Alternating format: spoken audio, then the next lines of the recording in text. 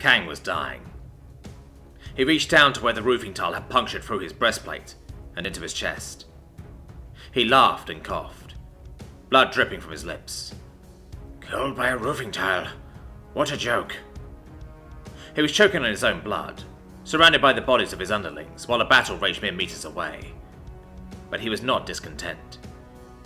It was a better death than he thought he'd receive but a few months ago, before the Lady Anne found him in that bar.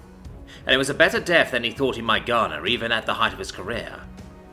For what man would not wish to die striking a blow against the great enemy, and in defense of his home no less? I even saved the Lady Anne. Yes, it was a good death, better than an old fool like him deserved. As he started the slump, his body failing him, he was surprised that he did not fall. Two powerful arms gripped him, holding him up.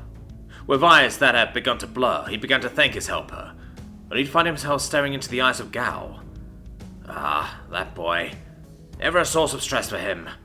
Always full of questions. Impertinent. Yet without even the grace to be careless or undutiful. A serious boy, filled with anger and dissatisfaction. It's alright, sir. I've got you. The boy, who was old enough to have a wife and kids, said, We'll get you to the healers. It was a struggle, but Kang managed to shake his head. But, sir... There was no point. He was done. He could already feel a coldness seeping into his fingers and toes. Still, he favoured his favourite sergeant with a smile. I got her, he croaked. As sure as the sun rises in the east. This old man wounded that monster. Gao's eyes widened before he nodded. Aye, sir. That you did. Is Lady Anne all right? With numb hands, he gripped his rifle. She is. Liar. Kang could still hear them fighting. Still, he smiled. That's good. She was a good one, that Lady Anne. A little stuffy and standoffish, but she had a good heart. Not unlike the Hidden Master. That Johansson is a queer one, but he was... Kang coughed, more blood dripping from his lips. Kind. Even through the fuzziness that pervaded him, he could feel Gao's grip on him grow tighter. The boy was trying to speak, but Kang couldn't hear him. Instead, he dragged his rifle toward the boy. It was a bit difficult. His limb didn't quite seem to want to obey him, but he managed to get it done. Help them. He couldn't quite finish the words, his tongue as insubordinate as his arm, but he felt Gao stiffen. Slowly he felt the rifle pull from his fingers. The boy said something, but Kang couldn't hear. Then he was gone. And Kang was alone. Alone but for the others of the militia, who had already gone on ahead of him. He'd be joining them soon. And the militia was in good hands. That Gao was a good lad, a smart lad, much savvier about all this new stuff than Kang himself. He hoped they found the letter in his desk. It had instructions for when this happened. He hoped they found it. He wanted to be buried at home, with his mother and father. He smiled at the thought of seeing them again. Not as they were when he left them last, all burned and blackened, but healthy and whole. His mother would scold him for not settling down. His father would scold him for not ducking. Practical man, his dad. Still, it was a good life, and a good death. While Arn and Rem were discovering both the utility of mortal aid and the power of teamwork, Jack was discovering just how woefully low on the food chain he really was. Yin was strong, and old and experienced. And her recent transformation into a mutant abomination had only doubled down on those traits. And while Jack was quite sure that his suit was stronger, that meant next to nothing when he couldn't even touch his opponent. Grr! He grunted, as he raised his arms just a tad too slow to intercept a hoofed foot. Pain rocketed out from his chest, and the force of the blow sent him stumbling back. Only a last-minute flaring of his rear thrusters kept him from being knocked on his ass. Fortunately, while they landed outside the walls, they'd also landed in the same area Yin and her companion had run through to leap at the wall, which meant that Jack wasn't in too much danger of being blown apart by one of his own mines as he stumbled about. Slow, Yin's warm voice noted, as she slowly lowered her extended leg. Is this truly the limit of the Hidden Master of Jiangxi? He fired off a stream of lightning in response, but the woman simply balled through it to headbutt him with her curved horns, sending him stumbling back again. As she did, a message on his HUD flickered to life, warning him that the capacitors in his hands were in danger of burning out if he continued abusing them. Oh, and that continued damage to his suit would result in his pay being docked. Weak too. I barely felt your technique that time, Yin gloated. Jack boosted backwards, soaring into the air on his thrusters. She chased after him, using one of the girders he'd fired at her earlier in the fight as a stepping stone to leap at him. He tried to dodge, but his thrusters were intended for a prolonged flight, not dogfighting. As a result, he could do little more than watch, as he was literally punted into the dirt once more, the thing landing on top of him and driving the air from his lungs. Did you really think to challenge the Marble-class Sect with such measly strength? He tried to summon a portal, only for another warning to flare to life informing him that an organic being was too close. I saw an opportunity and I took it. He laid his head back into the dirt and laughed. I don't regret that.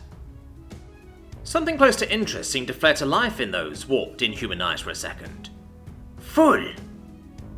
Despite her words, there was almost a hint of respect in her voice. Jack fired his boosters, throwing her off him as he skidded along the ground. Kicking his feet down, he managed to use the momentum to roll to his feet. Probably. Still beats the alternative. Submission to your betters, the goat thing continued in an almost conversational tone. That is the natural order of things. The strong roll, the weak serve. Had you simply come to us, we would have made use of you. You would have survived. Jack summoned another hand cannon into his palm. The thing was preloaded, so he needed only raise it and fire, which he did, though Yin easily dodged the shot. Is that really living, though? He threw aside the weapon and summoned another. God knows I felt more alive these past few months than I've ever done in my life before. Freedom was addictive? Who knew? A short-lived rebellion! In moments, the thing was right in front of him, slapping the gun from his hand and driving a fist into his face, causing the servers around his neck to whir in protest as they fought to keep the blow from snapping his neck. Brought about by ignorant arrogance! This time he summoned a cloud of glass dust laced with an industrial acid, an improvement he'd made since he tanked with men. Not that it mattered, given that Yin's insane reflexes allowed her to leap back before the leading edge of the cloud even got close to her. Still, it had brought her a little more space and time. He glanced at the loading screen in his HUD, and scowled as he saw that the bar hadn't budged an inch since he last seen it, which wasn't too surprising. Fires felt like they went forever, but they didn't. They were quick. Obscenely quick. We're all going to die someday, he snarked. Might as well live like it. He summoned and fired off a few sharpened javelins at the beast, which she effortlessly dodged as she ran at him. Jack took to the air, and once more she leapt at him. He was ready this time, though. A deluge of orange flame jetted out from his palms as a stream of gasoline mixed with styrofoam erupted into existence and came alight as his palms sparked. Unable to dodge in flight, Yin was bathed in the deluge of sticky, oily fire. For just a moment, Jack's vision of her was completely fooled by the inferno. Then the breath was driven out of him once more as the flaming and screaming weregoat emerged from the fire and slammed into him. Still alight, as the burning substance clung to her blackening fur, the flaming demon thing rode him to the ground as she pounded on his armored exterior with her clawed fists. He tried to raise his arms to defend himself as they hit the dirt, but even while on fire, Yin was faster than him, even if her skills were suffering from it. Instead, he used his superior strength to butt the creature off and clamber to his feet, though Yin leapt straight back at him. What followed was a stupidly fast stream of strikes from that creature, an unbroken combo that dented metal with every hit, and caused the warning klaxons in Jack's suit to flare all the louder. Even Jack's attempts to summon another cloud of anything only brought him a few moments, as Yin would dodge to the side before leaping back at him. Eventually, though, it seemed the pressing need to not be on fire caused the woman to back off and stifle the flames burning around her with a gesture. Fucking magical bullshit, Jack thought, even as he winced at the innumerable aches coming from his abused body. A quick look at his HUD also told him that suit was also pretty torn up. Exterior armor was compromised in places. Servos were burnt out. Sensors weren't responding. Interspatial storage, offline. The solemn words of the suit's AI felt like the final nail in his coffin. Fortunately, Yin hadn't been left unscathed either. Her fur was now a patchwork of burned flesh that was covered in spots by a black, oozing sludge. Likely the burned remains of the impromptu napalm she'd just somehow extinguished. More to the point, there was now a certain amount of wariness in her posture as she circled him. He'd hurt her for the first time since the fight had begun. Still, Jack conceded that he really couldn't win this one. His suit was already in shambles, and all she needed was for a single plate to fail, and she made mincemeat of his poor, squishy insides. He glanced at his HUD, and was relieved to see that it was now at 99.9%. Just a little longer, he thought tiredly. Unfortunately, it seemed that Yin was out of patience for his antics. Enough! She leapt at him, and she was fast. She let loose with fists and kicks that Jack could barely see, let alone block or dodge. He stepped left, he ducked right. He miraculously managed to block an uppercut, only to receive a side blow that had him stumble. He tried to fire his jets to compensate, but received nothing but an error message in reply. He instead tried to straighten himself again, but was thrown off balance as he received a deluge of blows, sparks erupting from his torso as buffers, servos and electronics within failed. Some of them must have been connected to his left leg, as the limb suddenly went limp, and he went down to one knee. He didn't fall though. His flesh and blood limbs strained with all its might to keep him upright, and in this fight, old instincts coming to the fore. Cowardly as it is, I must give you credit for this suit of yours. Whatever protective enchantments you have imbued it with, they are most formidable. He felt a clawed hand close around his head, winced as he heard metal strain, as Yin's grip tightened. Would that you had only invested that effort into your Tao, rather than cheap trinkets, you might have stood a chance.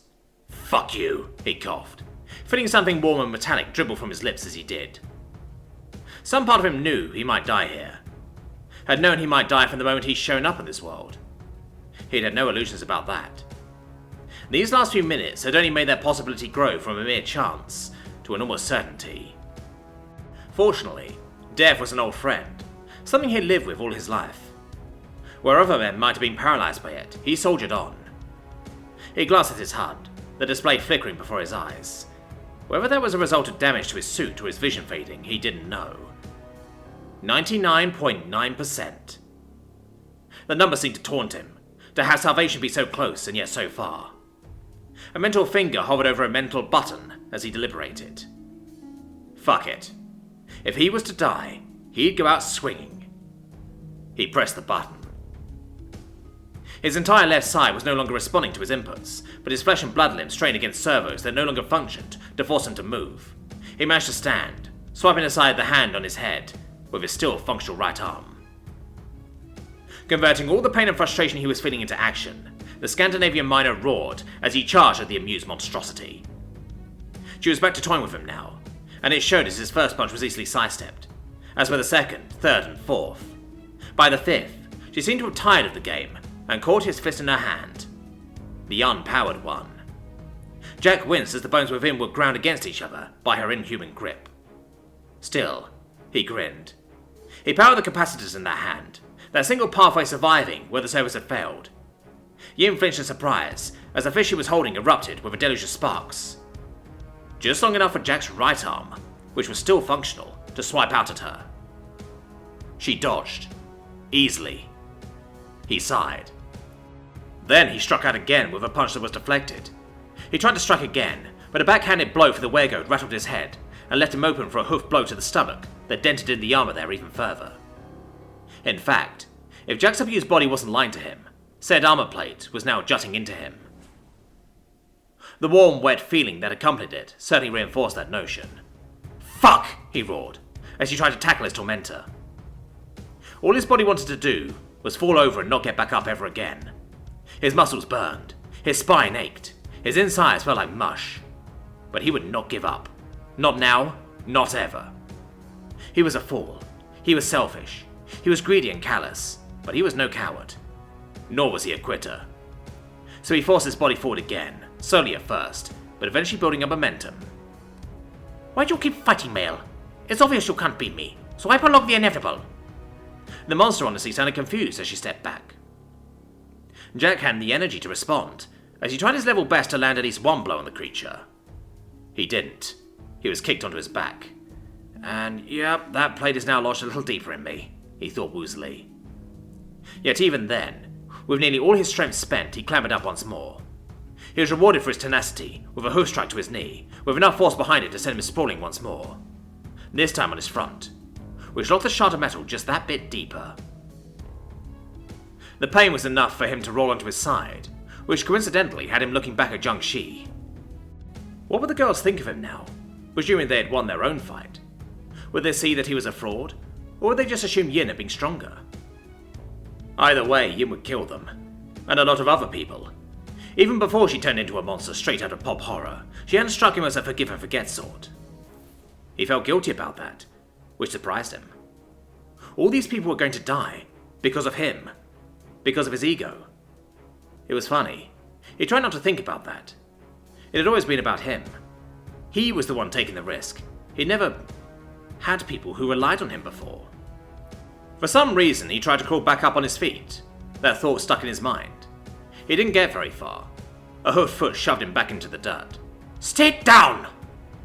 She actually sounded irritated. An idea that was further reinforced as something yanked in his arm.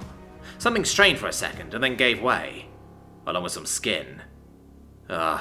She just tore my arm off, he thought absently. His suit's arm, not his real one.